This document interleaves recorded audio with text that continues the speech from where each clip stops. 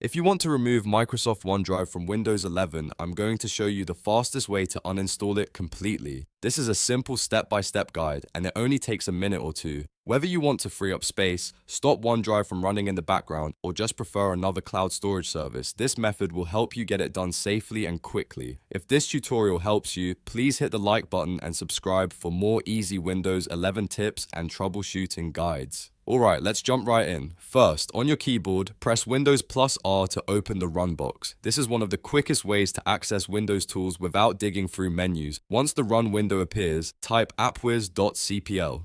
That's appwiz.cpl, and it will open the Programs and Features window where you can uninstall apps from your PC. After typing it in, press Enter. Now you should see a list of installed programs on your Windows 11 computer.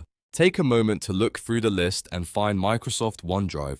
It may be listed as OneDrive or Microsoft OneDrive depending on your system, but it's the cloud app you want to remove. Once you find it, right-click on Microsoft OneDrive. A menu will appear, and from that menu, click Uninstall. Windows may ask you to confirm the removal, so if you see a prompt, just click Yes or confirm the action to continue. The uninstall process should begin right away.